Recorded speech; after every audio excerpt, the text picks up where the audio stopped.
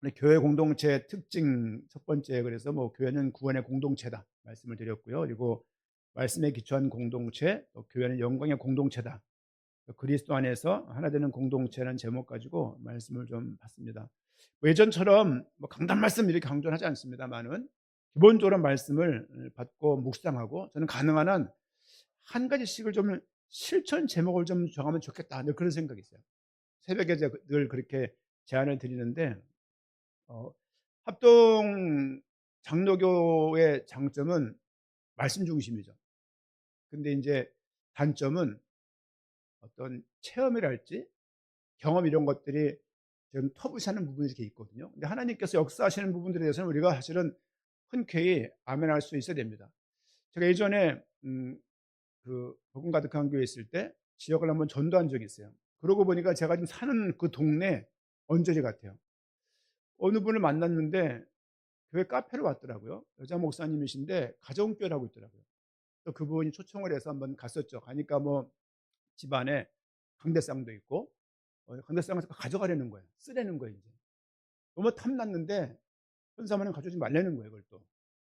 그냥 주는 게 아니라는 거죠. 저는 단순해서 그냥 말하면 그 믿어요. 준다면 주는 줄 아는 거야. 그거를 준 다음에 상대방이 여기에 상응하는 금전적인 대가를 주겠지라는 생각을 갖고 있는 건데, 전 그냥 가져가라니까 가지고 오려고 그랬는데 그게 아니라는 거죠. 그래서 여러분, 저한테 말 잘하십시오. 왜냐하면 제가 그 말하는 그 말 그대로 듣는 케이스이기 때문에 그 뒤에 있는 말을 잘 전 생각하지 않아요. 의도를 가진 사람들은 저한테 의도가 반영이 안 돼요. 제가 잘 모르기 때문에. 어쨌든 뭐 그분 교제하다가 신발 한번 간 적이 있어요. 근데 그분이 어떤 이런저런 관계로 남편분이 되게 일 있는 분이라고 말하더라고요, 이렇게. 그런데 인제 그분과 이제 별거를 한 거죠. 따로 사시는 거죠. 근데 인제 어 "최 목사님, 영적인 거 잘 모르시죠?" 그러는 거예요. 영적인 거요? 어떤. 아니, 남편이 KBS와 MBC를 통해서 방송 광고를 통해서 자기를 공격한다는 거예요. 무슨 말이지? 저 광고 그냥 광고하는 게 아니라 자기를 겨냥해서 남편이 뭘 쏘는 거라는 거죠. 속으로 '아, 돌았구나.' 근데 끝까지 뭐라고 말하냐면 "이런 거 모르시죠, 영적인 거." 이렇게 말하는 거예요. 이게 무슨 영적인 내용이야 이게. 그래서 내가, 그래서 같이 간 전사님이 계셨는데 웃더라고요, 푹푹 이렇게. 그래서 저는 그날 그때 인제 저는 제게 있는 그 복음을 목회자지만 도울 부분이 있는가 싶어서 갔는데, 그분도 나름대로의 또 동기가 있는 거죠 인제. 저도 동기를 가져갔고 그래서 하다가 그냥 영적인 거 모르는 사람으로 취급받고 제가 이렇게 나왔는데 언짢은 거예요 인제. 60대 중반은 돼 보이시는 여자분이 목회 혼자 하는 게 쉽지 않잖아요. 그런데 하시는 말씀이 영적인 부분이라고 말을 하면서 사방 그런 얘기들이에요. 상업지구, 광명의 상업지구 상지라 그러는데, 광명의 이 번화가가 이렇게 있어요. 그 상지라고 말하는데 거기를 나가면 그 막 음악이 막 흐르고 막 그러거든요. 거기 인제 이렇게 뭐 노래방도 있고 많이 있으니까 인제. 그런 걸 통할 때 굉장히 뭐 그거죠. 우리가 잘 흔히 쓰는 말 흑암이 가득하고 무엇인가가 주파수가 잘 공격하는 것 같다는 거예요 이렇게. 그래서 '아, 이 사람은 주파수 무슨 뭐가 이상했나.' 싶어서, 그래서 그런 얘기야.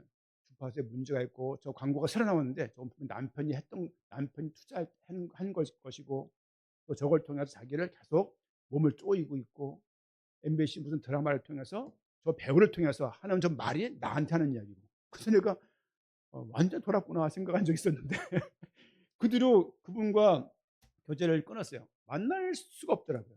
왜냐하면 영적이라는 이야기를 그렇게 말을 하면 되게 주술적이잖아요. 너무 무당적이고 인제. 성령 운동을 하게 되면 건강하면 좋겠어요. 저도 치유되면 좋을 것 같아요. 뭐 고혈압 있으면 그다음에 탁 낳고 이런 거 좋잖아요. 근데 최근에도 어떤 분을 만났는데 이런 식의 말을 하시는 거죠 이렇게. 그래서 이거를 어떻게 그냥 듣고서 처음엔 좋았어요. 듣다 보니까 그런 얘기들인 거예요 인제. 그래서 뭐 하루에 아이들도 뭐 2-3 시간씩 방언 기도를 하고. 그래서 내가 '야, 이거 신비주의는요 결국 파탄납니다. 파탄나고 결국에는 앞에 목사도 없고 교회도 없어요. 하나님과의 직통, 주관적인 경험적인 개인적인 체험이 신앙의 주가 되죠. 그럼 그때부터는 성경도 보조적인 수단이 됩니다. 교회도 안 맞으면 그냥 한평생 교회를 이렇게 표류를 해요. 제가 그 여자 목사님들을 제가 싫어하는 건 아닙니다. 여자 목사 세우는 것에 좀 찬성하는 사람이에요. 그럼에도 불구하고 만약 여자 목사님들이 목회를 하지 않으시고 몇 명씩 팀을 모여가지고 교회를 순회하고 기도원을 순회하면서 이상한 기도하고 이상한 치유하고 문제 많은 사람들을 잡고 싶잖아요. 그럴 때 무당인데 못 잡겠습니까? 내가 좀 죽겠는데. 그런 식의 어떤 기독교적인 무당 역할을 하는 분들이 많다는 말들을 이제 교단에 가입해서 왜 여기 여자 목사님들이 없습니까? 라고 물으니까 대신은 원래 여자 목사 없잖아요. 근데 어, 백석은 있거든요. 이제 그쪽에 계신 분들이 이제 교회가 통합되고 하는 과정 가운데 몇 분들이 이쪽에 와가지고 계신 분들이 있다가 말을 하면서 이제 하시는 얘기가 이제 그 여자 목사님들이 그분을 뭐 저는 찬성합니다. 찬성합니다. 하지만 뭐 로이드 존스 목사 같은 분은 반대합니다. 이분은 1950년 사람들이니까. 그리고 제가 존경하는 제 옛날에 모교회 우리 김 목사님도 사실은 반대하시는 신앙을 가지고 계시거든요. 그런 부분들. 어쨌든 간에 찬반이 많아요. 합동 측도 지금은 반대하고 있지만 계속 상정이 되고 있어요. 여자 목사에 대해서 이렇게. 여자 목사가 허용이 안 되니 여자 장로가 허용이 되겠습니까? 하지만 뭐 그렇게 이렇게 그런 데 제가 매이는 사람은 아니지만 어쨌든 간에 영적인 그런 저희 인들의 그 선교사 사경회를 했었는데요. 선교사님들이 많이 왔어요. 근데 어떤 분들이 마지막 날 오후에 온 거예요.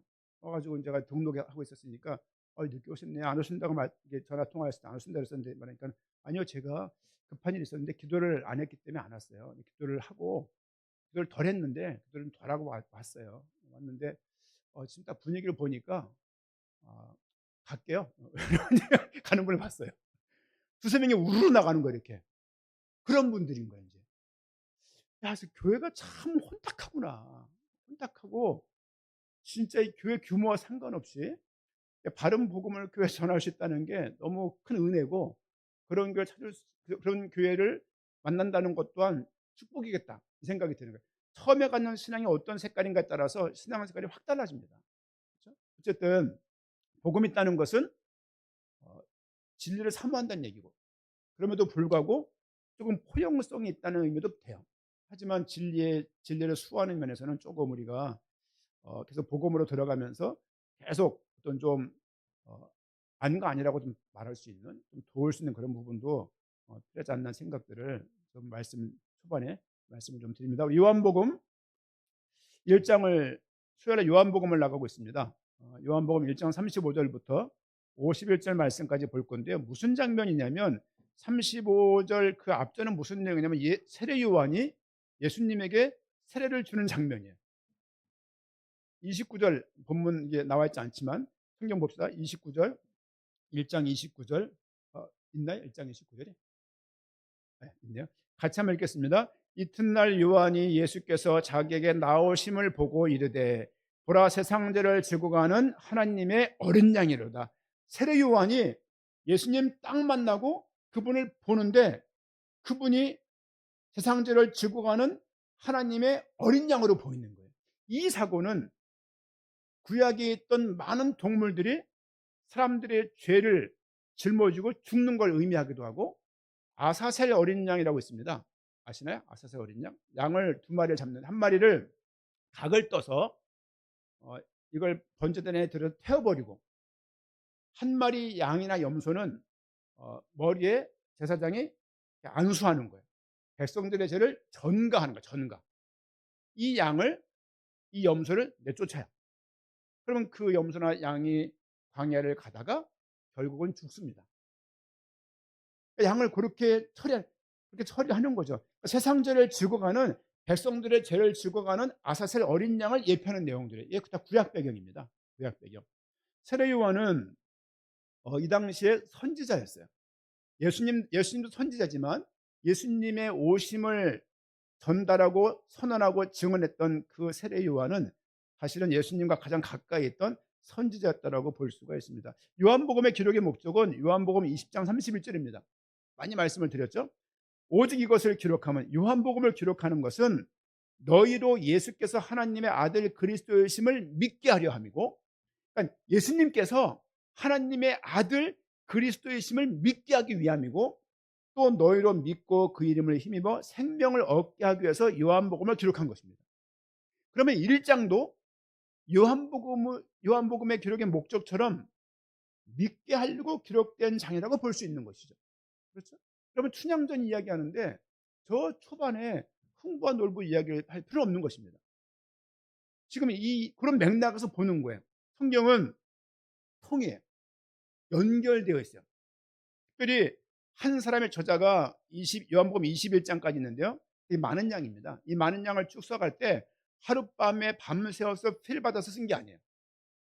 내가 무엇을 써야 될까 생각을 하고, 그 주제를, 저도 긴 글을 쓸 때는 주제를 잡아놔요. 이렇게 잡아놓고 맥락적으로 연결을 해 나가거든요. 짧은 글은 상관없지만, 예를 들면 대하 드라마를 만들 때 그냥 작가들이 글을 쓰는 게 아니고 큰 주제를 딱 정해요. 예를 들면 태백산맥 딱 적어놓고, 또 뭐가 있을까요? 뭐 임꺽정 딱 정해놓고, 토지 딱 정해놓고, 이게 전체 주제를 한 5부로 나누는 거예요. 예를 들면 5부로 나누 1부에서 요거를 소재 같은 것들을 한 3개로 나누는 거예요. 그러니까 1부를 3권으로 쓰는 거죠. 그런 식의 주제를 써서 글을 쓰는 것처럼 이 성경도 그냥 했다가 그냥 쓰고, 컴퓨터 검색해보고 쓰고, 구글 검색해보고 쓰는 게 아니라 많은 경험과 아는 부분과 깨달은 부분과 예수님께서 하신 말씀을, 빨간 글씨 있죠? 빨간 글씨는 다 예수님이 하신 말씀이고, 검은 글씨는 지금 사도 요한이 기록한 거예요. 성경을 기록한다는 것은 그냥 몽롱한 상태에 쓴 게 아니고, 환각 상태에 쓴 것이 아니고, 내가 무엇을 쓸지를 정확하게 알고 써나가는 거예요. 가끔 김 전사님이 글을 저한테 쓸 때가 있어요. 아주 글이 딱 끝해요. 군말 없고 그냥 소름벌렁 결론식으로 딱 떨어지는 글이에요. 제가 참 저는 그 형태입니다. 이렇게. 그래서 그런 거죠. 또 카톡을 제가 많이 받잖아요. 이런저런 사람들한테 이렇게. 어떤 사람들은 요즘에 시국이 어렵다 보니까 다들 이렇게 찬반에 대해서 오기도 하고, 저한테 의견 묻기도 하고, 어떤 걸 좋아하시냐, 이쪽에 저쪽에 약간 물어가지고 잠깐 그냥 뭐 아니라고 제가 말씀을 할 때도 많고, 어떤 사람들은 또 이런저런 걸 묻기도, 그런 거 많이 하거든요. 그뿐만이 아니라 많은 선교사님들, 지인들, 친구들한테 오는 그런 내용들이 많잖아요. 글을 보면 어떤 글들은 내용이 없는 글들도 있어요. 근데 성경은 이 책은 사도 요한이 썼지만, 모든 성경은 하나님의 도우심과 성령의 함께하심과 주권과 섭리와 어떤 인도하심 속에서 성경을 썼습니다. 이걸 계시라고 말해요. 계시. 성경은 계시의 책입니다. 저는 더 이상 계시가 필요 없다고 믿는 사람이에요. 이거 좀 답답할 때가 있어요. 하지만 성경을 통해서 구원의 도리를 아는데 이것만도 충분합니다. 아니, 이게 넘쳐요. 여러분, 구원 설명하는데, 복음 설명하는데 A4지 한두 장이면 됐지 이렇게 많이 쓸 필요가 뭐가 있습니까? 그렇잖아요. 그런데 이게 역사기 때문에, 이거 작품이 아니라 역사기 때문에 그렇죠. 수학 정석 같은 거 그냥 어딥니까? 전주 상상고인가요? 거기에 설립자가 수학 정석을 만든 거 아닙니까? 그냥 간단하게 한 10페이지로 하지 왜 이렇게 두껍냔 말이에요. 성문 기본 종합 영어 이런 거 있잖아요. 성문 종합 기본 영어인가, 성문 기본 종합 영어인가 모르겠는데 이제 뭐 그런 것들도 왜 두껍게 하냔 말이에요. 여러분, 조선왕조실록 같은 거 쌓으면요 몇층 높이에요. 그냥 한 페이지, 그냥 한 사람 왕당 한 페이지만 하면 되지. 이렇게 왜 많이 쓰냔 말이에요. 이렇게. 마찬가지로 이 성경을 쓸 때도 사도 요한이 그냥 막 침을 쳐가면서 하다가 쓴 게 아니고, 지나가는 구름 보고 쓴 게 아니고, 하나님의 계시하심과 도우심과 인도하심 가운데 성경이 기록되었다는 것을 믿으셔야 돼요. 성경 무엇을, 성경에는 없을 무자 오류 오자예요. 성경에는 오류가 없다고 우리는 믿고 있는 거예요. 카톨릭은 뭘 믿습니까? 교황 무엇을, 교황은 오류가 없다. 그래서 교황이 하는 말이 성경 위에 올라가요. 이건 대단한 거죠. 그래서 성경에 66권인데요. 이거 말고 외경이라고 또 있어요. 이만큼이. 열 몇 권이 또 있어요. 거기 보면은 여기 없는 내용이 성경을 연구하기 위해서 읽는 건 도움이 되지만 우린 개신교는 그 외경을 인정하지 않습니다. 어쨌든 성경은 무어하다. 제 신앙이고요. 그리고 성경은 유기적 완전 축자 영감설. 무슨 말이냐면 유기적으로 글자 하나에 하나님의 모든 그 계시하심이 담겨 있다. 유기적 완전 축자 영감설이라고. 성경은 하나님이 유기적으로 하나님께서 모든 것들을 통해서 맥락적으로 하나님의 계시가 이곳에 쓰여졌다고 저는 믿습니다. 그것이 개신교가 가지고 있는 신앙의 주축이에요. 성경에 대한 신앙입니다. 신학교 들어가면 1학기 때 성경에 대해서 배워요. 성경의 영감설, 기계적 영감설이냐, 완전 축자 영감설이냐, 뭐 이런 거 많이 하거든요. 개신교 장로교는 글자 하나하나에 하나님의 세밀한 구원의 계획이 담겨져 있고 이 모든 것들이 유기적으로 연결되어 있음을 믿고 있고 저 또한 그런 신앙을 가지고 있습니다. 성경에 대한 신앙이 없으면 신앙은 안 자랍니다. 그렇죠? 그래서 성경을 잘 보셔야 되는 거예요. 성경이요, 지금 통독하고 있잖아요. 통독.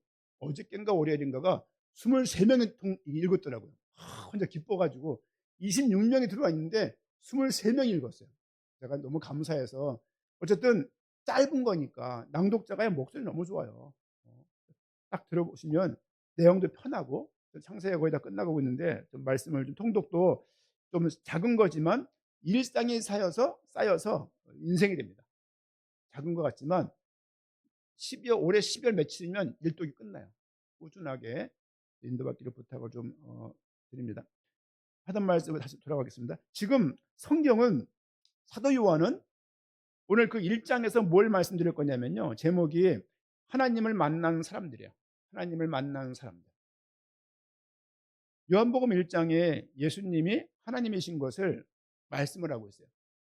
그 예수님이 세례 요한한테 세례를 받으시고 비로소 공적인 사역을 하기 시작하십니다.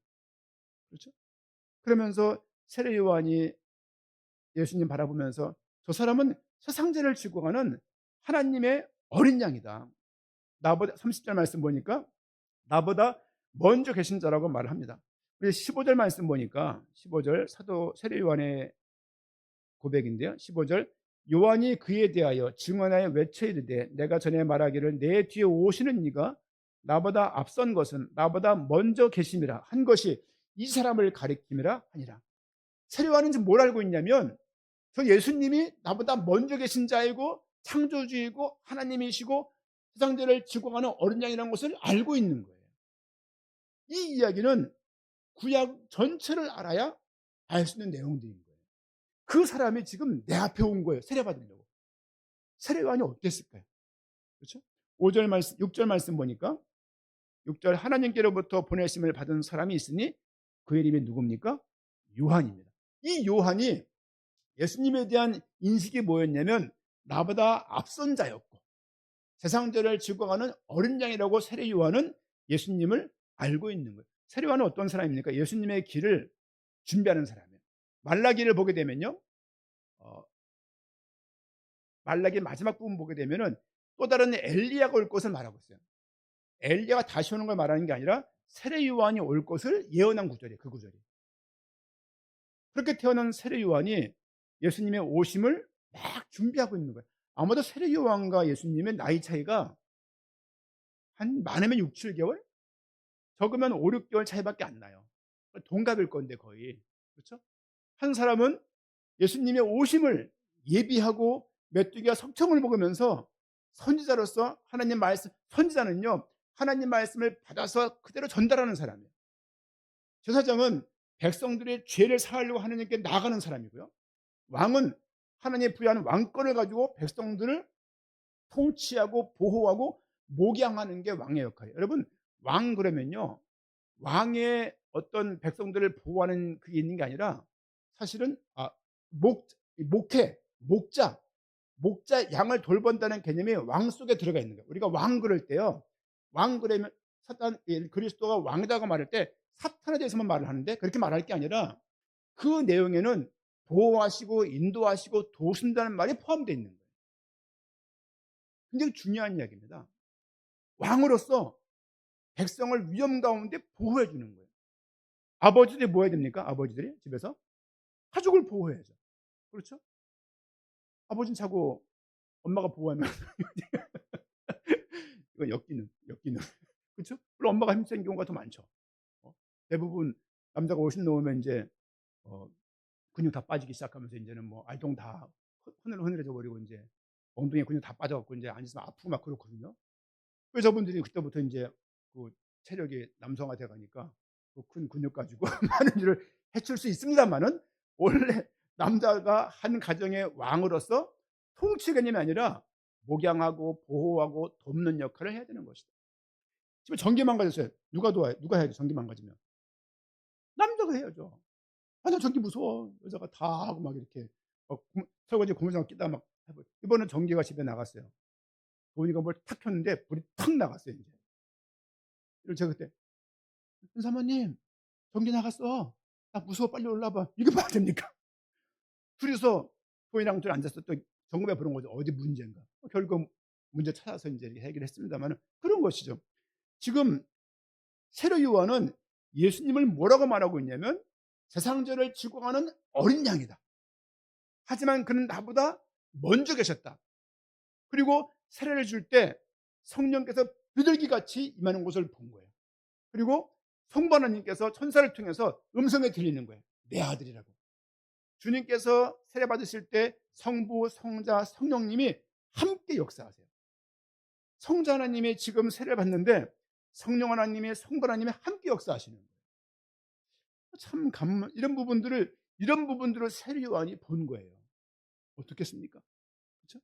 많은 사람들이 1장 20절 말씀을 물었습니다. 많은 사람들이 묻는 거죠. 그때 요한이 말합니다. 뭘 묻습니까? "너 누구냐?"라고 묻는 거예요. 세례 요한이 많은 역사를 행하니까 세례 요한이 그때 하는 얘기죠. 요한이 드러내어 말하고 숨기지 아니하니. 드러내어 하는 말이 "나는 그리스도가 아니다." 그리스도다운 역할들을 많이 한 것 같아요. 많은 치유도 했었고 많은 역사를 일으켰고 사람들이 구름대처럼 와 몰려갔던 것 같아요. 사람들이 묻는 거예요. "혹시 그리스도가 아니야?"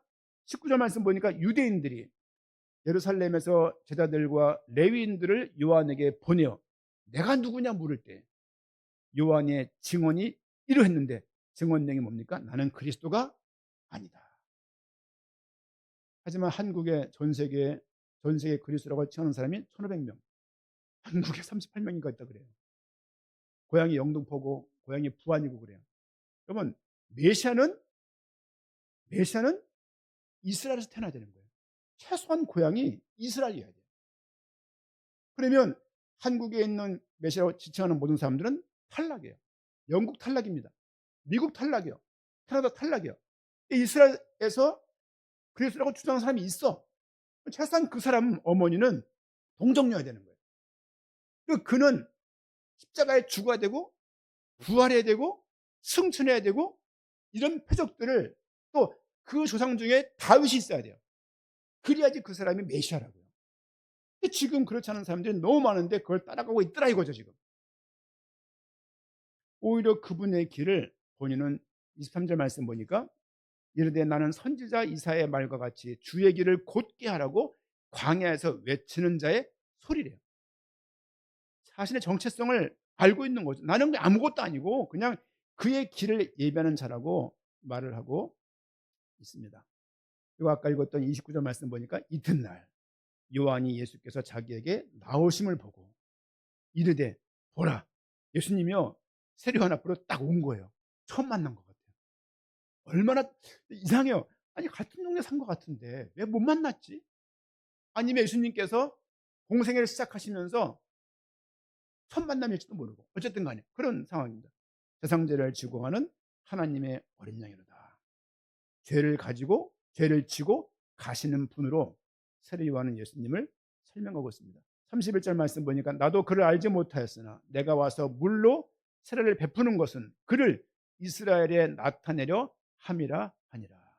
요한이 또 증언하여 이르되 내가 봄에 성령이 비둘기같이 하늘로부터 내려와서 그 위에 머물더라 하면서 세례 요한이 어떤 분이신지를 사도 요한이 그를 정리하고 있습니다. 그러면서 36절도 동일한 35절 말씀 보니까 그 이튿날 또 이틀 다음 날이 된 거예요.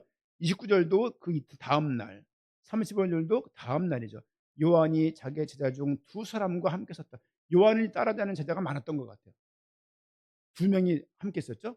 예수께서 거느심을 보고 걸어가는 걸 보고서 말하되 보라 하나님의 어린 양이라고 말한 거예요. 세례 요한이. 그때 두 제자가 세례 요한의 말을 듣고 예수를 따라갔어요. 잘 생각해 보세요. 내 제자인데 잘 따라다니다가 야야야 저분 봐 저분이 메시아 그러니까 이 두 제자가 잘 따라다니다가 따라가 버린 거예요.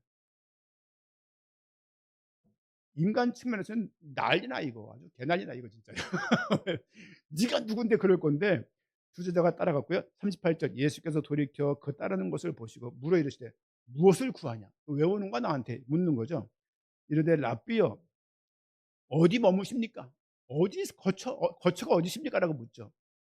랍비는 번역하면 선생이라 예수께서 이르시되 와서 봐라. 내가 어떻게 묻고 있는지 거쳐 한번 와라고 말하는 거죠. 그러므로 그들이 가서 두 명이죠. 계신 데를 보고 그날 함께 거하니 때가 10시쯤 되었더라. 그렇죠? 지금 두 명이 따라갔습니다. 요한의 말을 듣고 예수를 따르는 두 사람 중에 한 명은 누굽니까? 시몬 베드로의 형제 안드레입니다. 안드레. 안드레가 동생이죠. 형이 시몬 베드로니까 안드레가 예수님을 먼저 만난 거죠. 41절 그가 먼저 자기의 형제 시몬을 찾아 말하되 우리가 메시아를 만났다 하고 메시아는 번역하면 뭡니까? 그리스도라. 데리고 그러니까 안드레가 형 시몬을 데리고 예수께 오니 예수께서 보시고 이르시되 내가 요한의 아들 시몬이니 장차 게바라 하리라 하시니라. 게바는 번역하면 뭡니까? 베드로라. 지금 안드레가 40절에 나오는 그 안드레가 예수님의 첫 제자예요. 이 사람에 의해서 시몬 베드로가 예수님께 나아가지게 되는 거예요.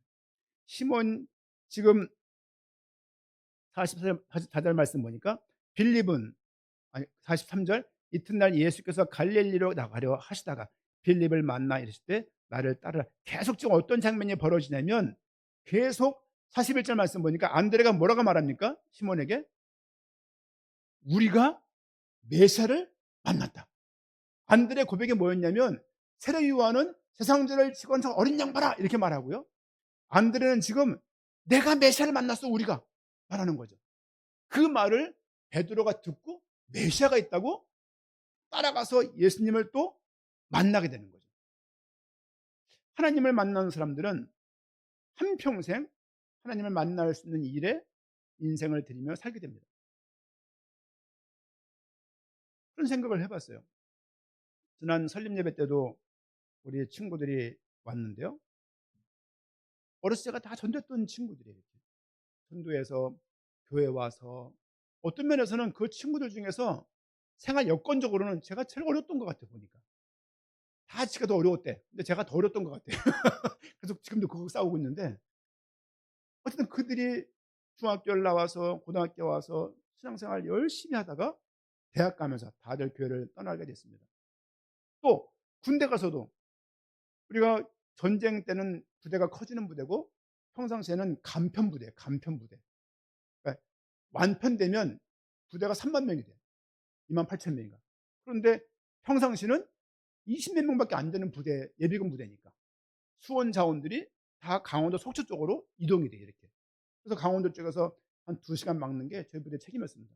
어쨌든 그런 거죠. 이제 그 속에서 섬에 갔을 때 환자라고 이제 왜 고참들을 혼내고 못 나가게 하라고 계속 말했던 그분들이 결국 전부 다 제 손을 붙잡고 영내 교회가 없으니까 강현면 장산 양양문 강현면 장산리에 있는 한서교회라고 감리교회인데 거길 논두렁을 수요일 나가서 예배드리고 뛰어들어오고 예배 나가는 것 때문에 청소를 더 해야 됐었고 예배드리는 것 때문에 많은 감수해야 될 게 많이 있었어요.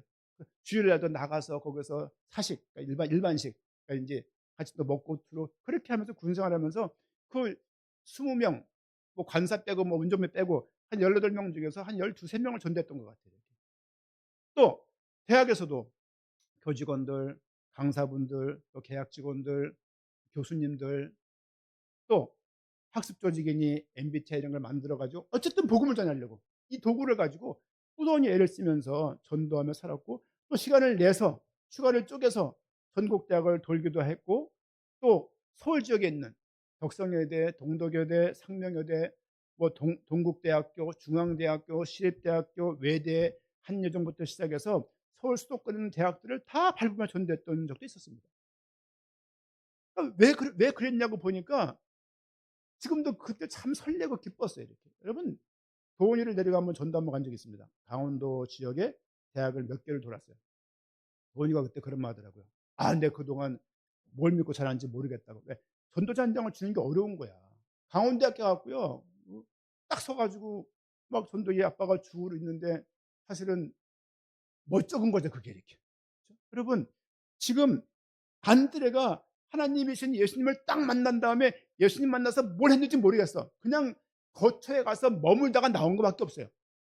머문 다음에 하는 고백이 뭐냐? 우리가 메시아를 만났다. 메시아를.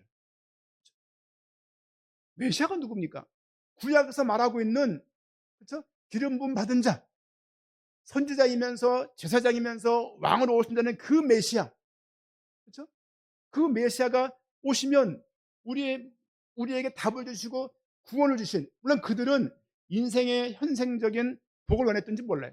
중요한 것은 메시아를 기다리고 있었는데 그들이 하는 말이 우리가 메시아를 만났다라고 그들이 기뻐하는 모습입니다.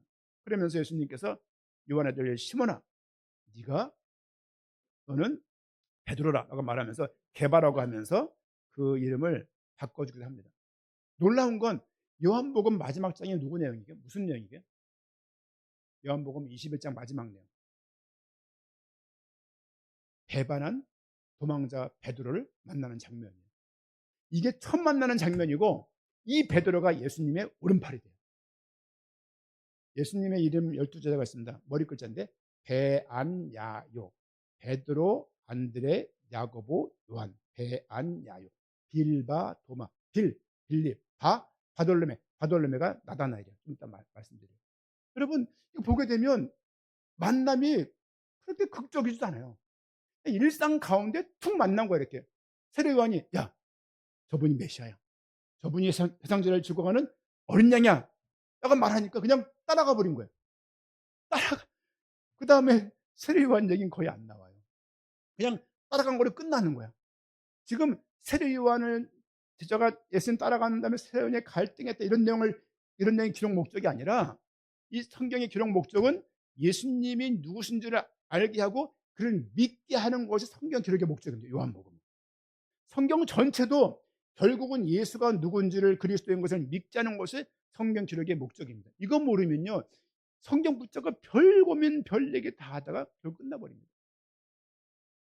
성경의 방향은 예수님을 하나님의 아들 그리스도의 이름으로 믿게 하는 것이 성경 기록의 목적입니다. 꼭 기억하시고요. 그러면서 43절 말씀 보니까 빌립이 등장합니다. 빌립. 요한을 받고요. 세례 요한을 받고 안드레를 받고요. 안드레를 보고 41절에서 시몬 베드로 역할을 받습니다. 시몬 베드로는 초대교회의 아주 중심적인 인물이 되어져요. 베드로 전서 후서 읽어보세요. 그 짧은 글 통해서 얼마나 주님의 오심을, 재림을 기다리고 있는지 몰라요. 왜? 보고 싶은 거야. 3년 반 동안 따라다니면서 너무 기뻤는데 저 예수님이 어느 날 미리 말씀하시지. 말도 어저께 회식을 실컷 한 거야. 최후의 만찬. 밥 먹고 멸시 배불러서 다음날 늦게 일어났는데 예수님이 올라가 버리시는 거예요. 미리 말을 했으면 내가 플랜카드 준비하고 풍선 준비하고 응원봉 준비해서 응원할 건데 그냥 올라가시고 뭐지라고 보고 있는데 구름 속에 가려져서 안 보이는 거예요. 그때 들리는 말이 뭘 보냐 갈릴리 사람들아, 너희가 본 그대로 올 것이다. 이게 끝이었어요. 그러면 베드로가 그러면 내일 모레 오실까? 한 달 뒤에 오실까? 왜 안 오시지? 이거 기다리고 그분을 증거하고 증언하다가 결국은 순교하게 됩니다. 저는 드리고 싶은 말씀이 무슨 말이냐면, 복음을 의무적으로가 아니라 정말 이게 기쁘면, 여러분, 제가 어렸을 때 말씀드렸죠. 가난했다고. 그때 무슨 복음 말할 게 뭐가 있어요. 그냥 우리 교회 와봐, 좋은 교회야. 그래서 온 것밖에 없는데, 그들은 한평생, 어떤 사람은 신앙의 길로 들어섰고, 조승환 집사, 제 친구, 제가 전도했습니다. 그런 거죠 이제. 그런 과정들 가운데 어쨌든 영향력을 주고, 그 사람이 예수 믿을 수 있도록 안내를 해주고, 배경이 되고. 우리 임 장로님도 교회 왔을 때 저는 되게 좀 친하지만, 조은경 권사 보고 좀 돌봐주려고, 새신자니까 결혼할 줄 누가 알았습니까? 또 이 결혼에 지분이 있다고 생각을 해요. 어쨌든 간에 그런 거죠. 그런 거죠. 그러면서 여태껏 왔는데, 이 복음이 예수가 누군지를 우리 삶 가운데 지식적으로가 아니라, 그냥 전도지 열정 전달하기 이런 목표가 아니라, 내게 정말로 예수님께서 어떤 분이신지를 삶에 다가오고 가치가 발견되고 그 의미가 발견되어지면 그렇게 살게 되어 있다고요. 여러분, 지금 안드레하고 베드로가 예수님 만나서 어떤 강렬한 장면이 있었는지를 모르겠어요. 안 나와 있어요, 그런 내용들이. 왜? 이건 베드로하고 안드레가 어떻게 믿었는지를 쓰기 위해서 기록한 책이 아니기 때문에 그렇습니다. 이거를. 중요한 것은 뭐냐? 그들이 만났을 때 하루 만에, 이틀 만에 어떤 만남인지 모르겠지만 그가 메시아라고 그들에게 이것이 깨달아진 거예요. 어떤 면에서 믿음은 계시입니다. 계시라는 얘기를 신천지가 많이 써요. 계시란 말 많이 쓰는 사람 조심해야 돼요.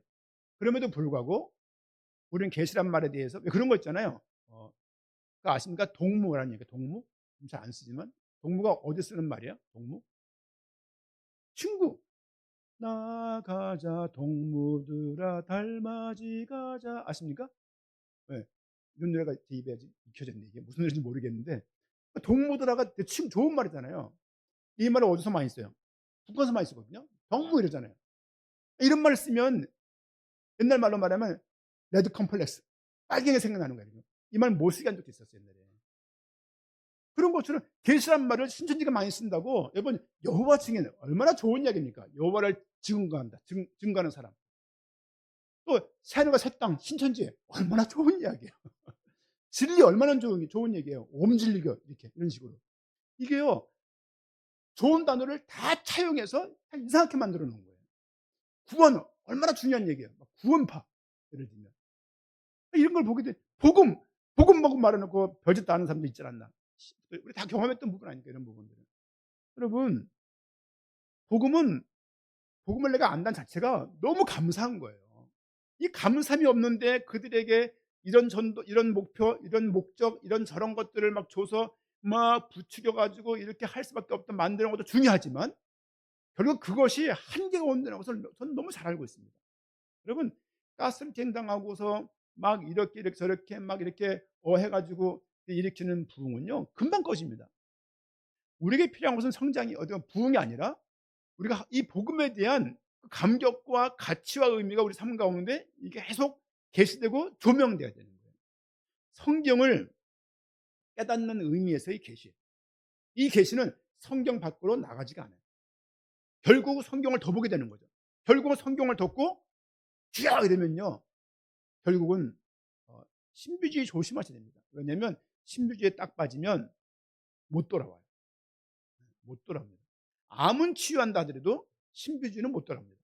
결국은 가정 파탄 나고 다 죄악시예요. 다 죄악시. 여러분, 세상은 죄악된 세상에 맞지만 교회는 그보다 낫습니까? 저는 이런 거 있잖아요. 세상은 악하고 교회는 선하다는 그런 사고 좋아하지 않습니다. 이런 이원론적인 사고. 그렇죠? 흑과 백 나누는 거 좋아하지 않습니다. 왜냐하면 성경을 보십시오. 구원받은 사람들이 딱 구원받은 다음에 모든 윤리적인 사람이 되고 도덕적인 사람이 된 것이 아니라, 구원받았지만 계속 그들이 과정이 있고 광야 같은 시간이 있다는 것을 보세요. 성화, 거룩해져 나가는 과정이 필요하다고요. 견인, 내가 참고 견디는 그런 과정이 필요하고 싸우는 과정이 필요하다고요. 이걸 무조건 나쁜 것은 마귀 탓하고, 이런 신앙 이원론적인 사고는 큰일 납니다. 여러분, 하나님과 사탄을 대등하게 두면 안 돼요.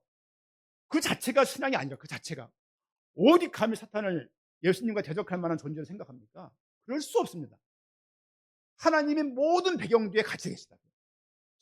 지금 이 안드레하고 시몬은 예수님 만나서 뭘 했는지 모르겠어. 뭘 했는지 모르겠는데 단번에 그 이분이 메시아라는 것이 가슴속에 확 조명된 거예요. 그의 영광을 받는지, 그게 무엇을 받는지 모르겠어요. 그게 받던 그분이 3년 뒤에 돌아가시는 거예요. 이 절망이 얼마나 컸겠습니까? 끝까지 승리하고 끝까지 오병이요, 끝까지 막 십병이요, 끝까지 막 모든 걸 먹고 배부를 줄 알았는데 결국은 돌아가시는 거예요. 복음은 승리하는 것입니다. 하지만 이 승리는 늘 내가 좋은 자리에 있고 대박이 나고 무조건 손해 안 보는 것을 의미하지 않습니다. 그렇죠?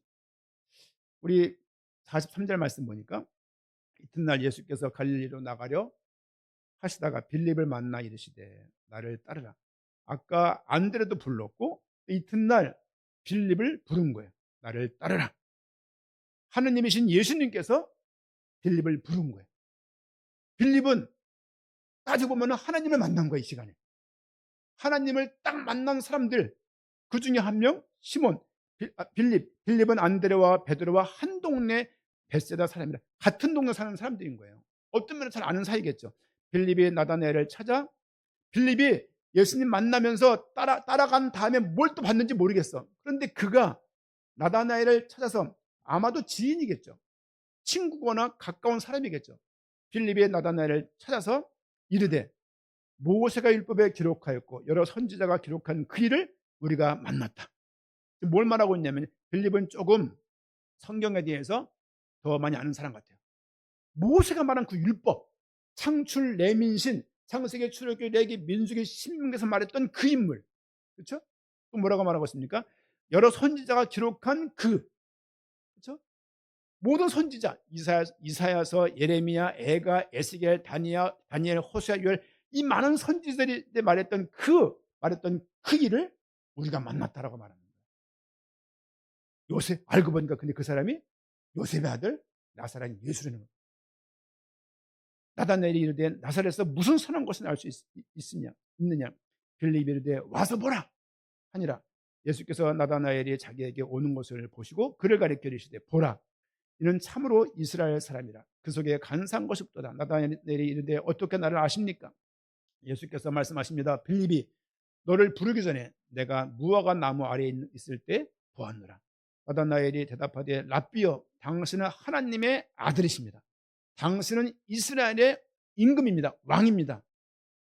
지금 안드레하고 베드로의 고백, 우리가 메시아를 만났다. 그렇죠?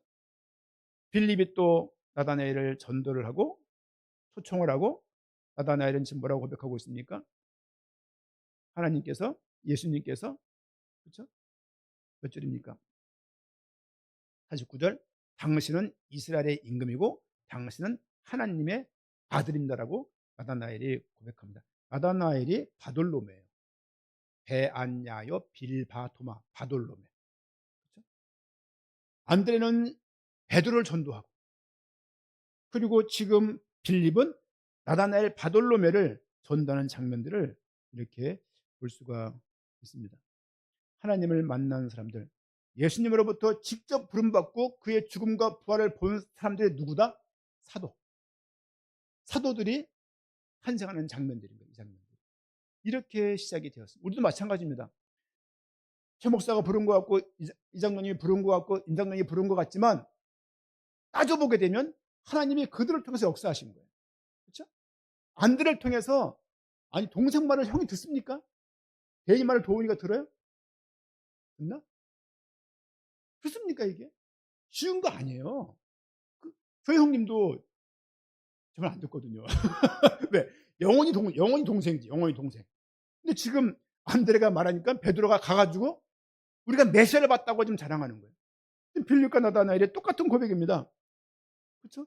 이분이 이스라엘의 왕이시고 하나님의 아들을 만났다라고 그들이 기뻐하는 가운데 차이는 것이, 50절 말씀 보니까 50절, 예수께서 대답하여 이르시되 내가 너를 무화과 나무 아래서 보았다 하므로 믿느냐? 이보다 더 큰 일을 보리라. 지금 안드레, 베드로, 빌립, 나다나엘 4명 부르는 장면을 봤습니다. 이들 모두가 하나님 만난 사람들이었습니다. 그러면서 예수님께서 51절 이상한 이야기를 해요. 나다나엘한테 더 큰 일 보겠다. 무슨 얘기입니까? 51절 한번 같이 읽겠습니다. 또 이르시되 진실로 진실로 너에게 이르노니 하늘이 열리고 하나님의 사자들이 인자 위에 오르락내리락 하는 것을 보리라 하시니라. 무슨 말입니까 이게? 진실로 진실로 이 얘기는요, 헬라어로 아멘 아멘이에요. 아멘.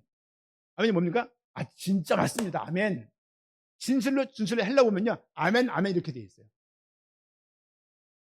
아멘 아멘. 하늘이 열리고 하나님의 사자들이 인자 위에 오르락내리락 하는 것을 본다는 신기한 말을 하고 있습니다. 하늘이 열린다는 무슨 말이냐면, 하늘이 열리는 것은 하나님의 계시와 그의 계획을 나타내기 위한 은혜로운, 하나님께서 예수 그리스도를 통해서 이 땅과 하늘을 연결할 수 있는 그런 통로가 되신다는 의미도, 중보자, 중간에서 하나님과 인간편을 연결할 수 있는, 그리고 하나님의 사자들이 그 예수님의 사역과 일들 속에서 왔다 갔다 하는 장면들을 보게 되는 장면들, 이미 구약에 보였던 장면들이기도 합니다. 또 인자라는 말이, 인자는 누굽니까? 예수님 자신을 의미합니다. 무슨 말이냐면, 예수님께서 하나님과 인간 사이의 중보자임을 나타내는 말씀이면서 하늘과 땅을 연결하는 통로로서 하나님의 계시와 구원 계획을 온전히 실현하고 더 큰 것을 보일 것을 말하는 거예요. 너희가 지금 본 것은 아무것도 아니야. 앞으로 이루어질 구원, 십자가의 죽음, 사망 가운데서의 부활, 또 주 앞에 돌아갈 그 승천, 또 주님의 재림, 이 모든 것들이 있을 것을 의미하는 말이라고 봐도 될 것이고, 또 예수 그리스도를 통해서 모든 자들에게 하늘의 영광을 목격할, 그렇죠? 기회를 약속하는 말씀으로 많은 주석학자들이 해석을 하고 있습니다. 아, 하나님의 더 큰 영광을 보겠구나. 지금도 예수님이 어떤 말을 듣고 제자가 됐다, 우리가 메시아를 만났다, 구약에서 말했던 그분이라는 말을 어떻게 어떤 과정을 통해 했는지 모르겠어요. 어쨌든 그들이 예수님을 만났고 그가 메시아인 것을 깨닫게 된 거예요. 그러면 우리가 구원받은 것을 어떻게 설명합니까? 어느 날 보니까 믿고 있는 거예요. 언제 믿었냐고 말하면 모르겠어요. 누구 통해 믿었냐고 말하면 모르겠어요. 물론 어떤 사람 때문에 교회를 나가게 되었지만, 사실은 교회 나가기까지 많은 과정 속에서 이런 사람은 저런 사람 막 지나가면서 나한테 줬던 많은 것들이 메시지가 되고 어느 순간 하나님의 계획을 딱 받는 거거든요. 먼저 하나님 미리 아시고 정하신 거예요. 때를 따라서 우리를 부르십니다. 지금 우리 임영석 집사님 그 친할머니 노재순 권사님입니다. 노재순 권사님이시고 80대 후반을 알고 계신데 지금 건강이 안 좋으세요.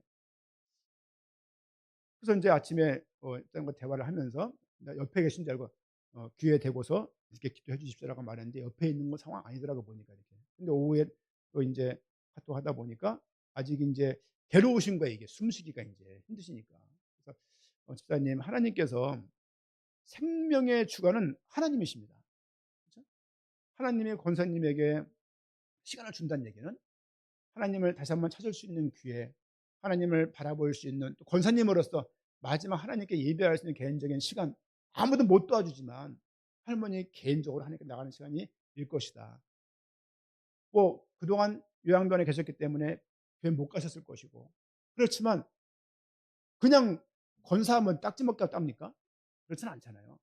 권사님까지 있었을 때는 그래도 그 당시에 믿음을 드리면서 직분을 받았을 거 아닙니까? 구원이 하나님께 있는 것이고 하나님의 구원을 이루시기 위한 과정이라고 보시고 평안할 수 있도록 우리가 함께 기도하자. 그리고 그 할머니만 그렇게 가시는 것이 아니고 우리도 그렇게 갈 거다 하는 말을 카톡으로 이렇게 잠깐 하면서 짧은 시간이지만 교제를 했어요. 뭐 알고 보니까 그 정숙 집사님을 그 엄마처럼 키웠던 할머니인 것을 또 알게 되니까, 그래서 손녀딸인데 이렇게 할머니에 대해서 남다른 마음이 있구나를 좀 알게 돼서 또 마음으로 중심으로 기도를 좀 하게 됩니다. 중요한 것은 어떤 일상이든지 간에 이 모든 먹든지 마시든지 모든 상황에서 하나님의 영광을 벗으면 좋겠어요. 내가 필요한 거 요구하나 얻는 거 그 응답도 중요하지만, 그리고 예수님 모든 문제 해결자시지만요, 우리 생활에 문제가 없다는 말을 의미하는 말이 아니에요. 문제가 와도 괜찮다는 말이지 그게. 그래서 내 인생에 문제가 없고 애군이 없고 무슨 부적을 붙여야 될 것처럼 북어대가리를 붙여야 될 것처럼 또 돼지머리를 잘라가고 고살해야 될 것처럼 그런 게 아니라고요. 문제가 있지만 여러분 애굽에서 구원한 사람들이 가나안까지 가는데 죽는 줄 알았어요. 아니 1세대가 거의 다 죽었어요. 1세대가 죽고 2세대가 새로 생긴 거예요. 백성들을 세본 거야. 1세대를 출발할 때 세보고 가나안 들어가기 전에 2세대를 카운트한 거예요. 백성 민자 백성들을 두 번 세본 거예요. 1세대가 다 죽고 2세대가 출발하는 거예요.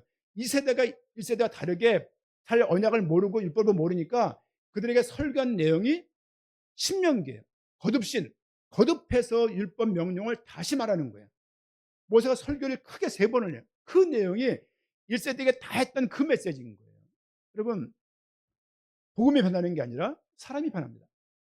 우리 엄마 아빠들이 이 복음을 가지고 있을 때 자녀들에게 그것이 그런 거 있잖아요. 우리가 잘 안 쓰는 말이지만 영적인 분위기잖아요. 영적인 분위기. 그런 게 전달되는 거예요. 이 말이 되는 게 아니라 자연스러운다고 듣습니까? 한테 그랬잖아요. 예수 믿게 하려고 남편 앞에서 막 메시지 크게 틀어놓고 막 그냥 사단 꺾는다 이렇게 한 적 없습니까? 그러다가 맞는 거야 남편한테 이제.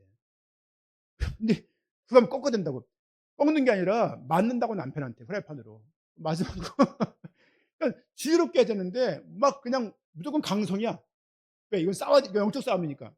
영적인 싸움을 안 하고 자꾸 사람하고 싸웁니까? 영적 싸움한다는 사람 보면요 되게 살벌해요. 이게 아나무인이고 도덕도 없고 그냥 뭐 그냥 정말 전사. 성경에서는 제 아들에게 처음 했던 얘기가 "심령이 가난한 자는" 그랬어요. 힘을 빼 제자는요 눈 빨개 가지고 할렐루야 그 제자가 아니라 하나님 말씀 때문에 손해되는 상황이 되면 손해를 보는 게 제자입니다. 그렇죠? 매 순간 이겨먹고 매 순간 그냥 화이팅하고 매 순간 그냥 쉬지도 않고 그래야지만 전도자이고 제자인 것처럼 그럼 분위기 누가 만든 거예요 도대체. 제가 그래 가지고 21년 반 뛰었잖아요. 감사합니다. 감사했고 너무 귀한 시간이었어요. 근데 이렇게 하라고 또 말하고 싶지 않은 거예요 젊은 사람들한테. 말씀 현장 19개 20개 했습니다. 19년 20년 동안. 그럼 몇 개 하며 살아왔나요? 예를 들면 영접 몇 명 시켜보셨나요? 나 이렇게 했으니까 이렇게 하십시오라고 말하면 다 죽는 거예요. 나에게 준 은혜예요 그거는. 은혜지 이것이 기준이 돼서 온 성도한테 막 영접을 안 시키면 밥 못 먹는 것처럼 막 만들어 놓고 막 일주일에 막 그냥 짐 질질 흘리면서 막 그냥 19개 20개 이렇게 막 말씀 운동을 해야지만 요원처럼 전도자처럼 여기는 그렇게 말하는 사람들 하지도 않아. 나중에 알았어요. 아, 안 하는구나. 나만 하나. 왜 갈수록 나만 뛰는 것 같지? 다 어디 갔지 이 사람들 다? 그러면서 다 교회에 들어가서 꿰차가 앉아 가지고 뭐 목사가 되고 뭐 에헴거리고 아직 전도사냐고 그러고 키웠던 제자가 목사가 되고 갔는지 좀 그렇고 막 그런 그래서 그러면서 시간이 지나오면서 아 이게 같이 알면 되게 돼 있는 것을 너무 막 그냥 무슨 뭐 목표 막 잡아 가지고 막 이런 거 있잖아요. 막 미션 이런 거 막 있잖아요. 미션 성취하고 이렇게 하는 거 그게 구체적이면 좋죠. 근데 신앙생활이 그렇지 않다니까요. 주님께서 더 큰 일을 볼 것이라고 오늘 50일절 말씀에 하고 있으면서 또 그리스도께서 우리에게 베푸실 영광스러운 십자가 사역과 그 영광스러운 부활 사역과 영광스러운 재림에 대해서 예편은 51절 말씀이라고 말씀을 생각할 수 있습니다. 오늘 제목은 하나님을 만난 사람들이었습니다. 그들은 어떻게 살아갔습니까? 그냥 막 방법론으로 막 뭐 이렇게 한 게 아니라 그냥 가가지고 가까운 사람 찾아가 그냥 말한 거예요. 뭘 말했는지도 모르겠어요. 안 나와 있어. 근데 그들의 고백이 나와 있는 거예요. 야, 그분 메시아다. 알고 보니까 그 모세오경에서 말했던 그 인물이야. 그렇죠? 아니 그 인물은 선지자에서 말했던 그 인물인 거라고 말하는 거예요. 그들이 예수님의 도를 예수님을 그리스도라고 전하는 그리스도인들이 됩니다. 그렇죠? 근데 그들 삶 속에서 배반도 있고 나중에는 예수님 부인도 하고 저점에서 부인하는 게 베드로의 또 끝 모습이지만 예수님이 다시 불러가지고 마지막까지 베드로를 안아주시고 또 원자리에 갖다 놓고 마지막 21장이 정되는 걸 볼 수가 있습니다. 그런 내용을 보면서 얻는 거죠. 아, 주님께서 우리가 부족하다고 그때마다 회초를 들고 그때마다 막 멱살을 잡고 잡아던지신 분이라는 것을 성경을 통해 알 수 있습니다. 여러분, 어느 부모가 새끼를 못 잡아서 안 때립니까? 그런 부모 없습니다. 있다라면 기도하셔야 돼요. 왜냐하면 잘 몰라서 그래요. 우리 인생 가운데 하나님 만난 사람들로서 이 영광의 복음을 정말 영광스럽게 그런 의미가 계시되어지고 더 좋은 말 조명될 수 있는 은혜가 우리 모두에 있기를 부탁을 드리고, 오늘 안드레와 베드로와 빌립과 나다나엘의 이런 모습들이 우리 생각 가운데도 또 좀 닮아가며 또 그런 우리에게 있는 영광스러운 복음들을 좀 전하여서 많은 사람들 도울 수 있고 살릴 수 있는 은혜가 있기를 부탁드리고 축원드립니다.